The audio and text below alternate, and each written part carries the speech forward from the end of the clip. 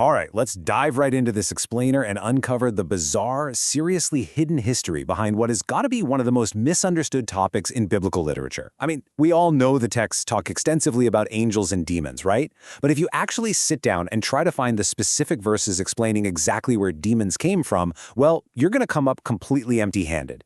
Today, we're looking at what ancient readers actually believed, and I can absolutely guarantee you it's far stranger, and honestly, way more fascinating than anything you learned in Sunday school. So, where do demons actually come from? Now, if you're like most people, you probably assume they're just fallen angels, right? You know, the ones cast out of heaven with Satan right before the whole Adam and Eve situation. Well, prepare to be surprised. Because that story, it is literally nowhere in the text. There's no ancient expulsion of demonic hordes happening in the primeval garden.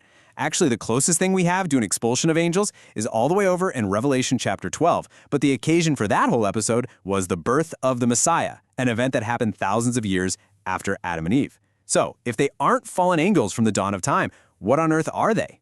It turns out there is a massive, stark contrast between our modern traditions and actual ancient beliefs.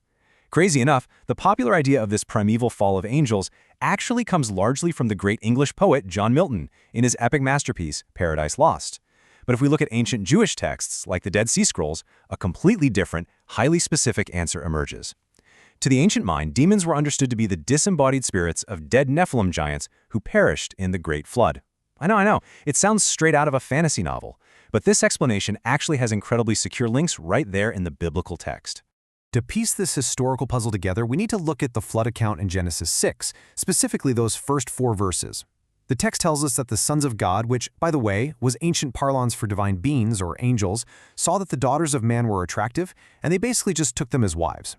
They intentionally crossed this divinely ordained boundary between heaven and earth by, well, producing children with human women. And as you might guess, this transgression resulted in some incredibly problematic offspring.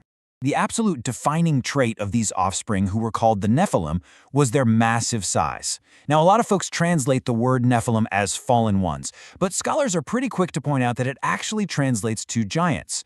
So think less ethereal glowing angels and more ancient warlords on steroids. They were the mighty men of old, men of renown. But to really grasp why these guys are the key to the origin of demons, we actually have to zoom out from Israel for a second and examine the surrounding culture of ancient Mesopotamia. See, modern scholars have uncovered these ancient cuneiform clay tablets in Mesopotamia, and guess what? They contain their very own version of the flood story. In their religion, the central focus was on these divine beings known as Apkallu. These Apkallu were dispensers of divine knowledge. So when the Mesopotamian gods decided to wipe out noisy humanity with a massive flood, the Apkallu supposedly fathered children with human women specifically to preserve their divine knowledge. The quasi-divine humans who survived this were known as the second-generation Apkallu. And get this, they were described in the ancient epics as literal giants. Take the famous Gilgamesh, for instance. He's actually called Lord of the Apkallu, right there on an ancient clay seal. Now, when you line these two ancient traditions up side by side, it's pretty mind-blowing. It becomes incredibly clear that the Israelites and the Mesopotamians were talking about the exact same events. Just look at the parallels here. On both sides, you have divine beings cohabiting with human women. In Genesis, the offspring are called the Nephilim. Over in Mesopotamia, they're the second-generation Apkallu, and the physical trait in both traditions, giants.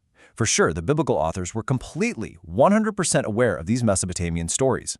But the archaeological evidence gets even more fascinating. It turns out ancient Mesopotamians actually buried statues of these Apkallu beings in little boxes right within the foundations of their walls. Why? For protection against evil spirits. And the specific cuneiform term they used for these box figures was matsere. That word translates directly to watchers. Hold on to that term, because watchers is going to become absolutely crucial as we connect this all back to the biblical texts. Here's the thing, though. The biblical authors in Genesis weren't just blindly copying some Mesopotamian myth. They were actively turning it upside down. It was literal ancient theological warfare. The Mesopotamians viewed these Apkallu as heroic preservers of civilization and knowledge. The Israelite writers, on the other hand, were making a massive, profound statement. They were saying, no, these beings before the flood, not the good guys. Their actions were wicked, and the giant offspring they produced were direct enemies of the true God of heaven. And this crazy enmity didn't just end with the floodwaters. Much later in biblical history, during the days of Moses and Joshua, the Israelites ran into literal descendants of these giants. They were known as the Anakim, and the Book of Numbers explicitly links them right back to the Nephilim. There were other giant clans popping up too, going by intimidating names like the Emim. the Zamzummim, and the Rephaim. In fact, the Israelite conquest of the land basically required the annihilation of these giant clans, leaving only a few stragglers in Philistine cities like Gath, which, you guessed it, is exactly where the giant Goliath came from centuries later. But I want you to pay really close attention to that last name on the list, the Rephaim. What's truly terrifying here is the dual nature of these Rephaim in the ancient Hebrew mind. See, in the historical books of the Old Testament, they're described as physical, flesh-and-blood giant warlords. But when you read the poetic and prophetic books, like Isaiah or Job, the Rephaim are talked about as these frightening, sinister, disembodied spirits. They're often called the Shades. They're depicted as being trapped way down in the underworld, in Sheol. So the spirits of these dead giants became deeply, deeply associated with the terrifying abode of the dead. And it doesn't stop there. These dead giant spirits had a real, tangible association with physical geography, too. There are multiple references in the texts to a place called the Valley of the Rephaim. And the book of Joshua tells us that this specific valley directly adjoined another valley, the Valley of Hinnom. Now in Hebrew, that's Gehenna, which is the exact phrase that gives us the word Gehenna. And Gehenna is the very word that conceptually gives us the New Testament term for hell. So think about that. The physical geography of the dead giants literally bordered the conceptual landscape of hell itself. Wild, right?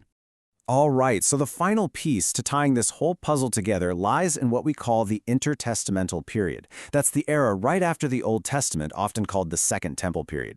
Now, while this incredibly rich supernatural backdrop might completely elude most modern readers today, it was exceptionally well known to the Jewish writers of this specific era. This is the exact time when texts like 1st Enoch and the Dead Sea Scrolls were written, and man, they tie all these historical threads together just perfectly. For starters, the book of 1st Enoch unmistakably links the biblical narrative straight back to the Mesopotamian Apkallu.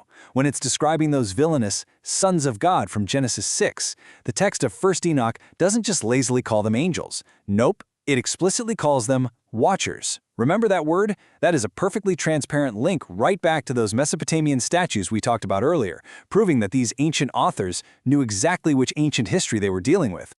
Just listen to this quote from 1 Enoch. It perfectly captures the absolute chaos that erupted when these watchers came to earth. It says, "And the angels, the children of heaven, saw them and desired them. As for the women, they gave birth to giants, to the degree that the whole earth was filled with blood and oppression."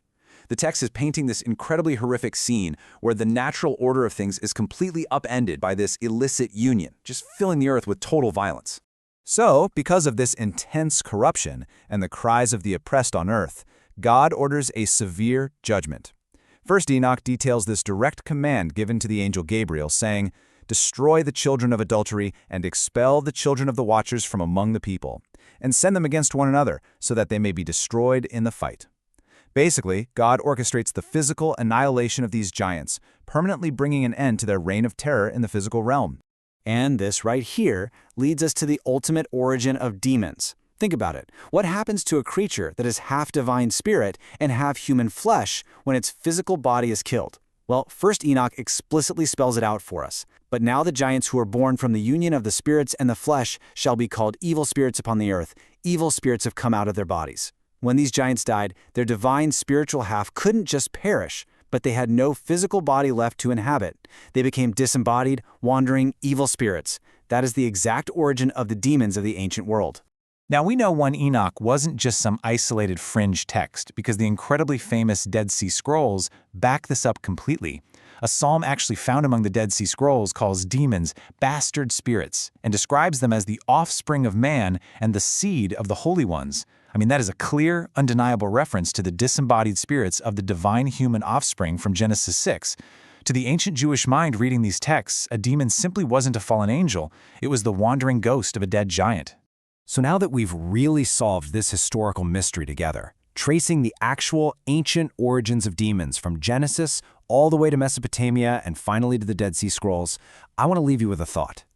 The next time you're reading these ancient texts and you come across references to giants or evil spirits or the underworld, how does it change things for you knowing that a demon wasn't just some fallen angel, but the lingering ghost of a dead Nephilim? It completely upends the landscape of the text, doesn't it? It opens up a far richer and honestly a much stranger history than we probably ever imagined.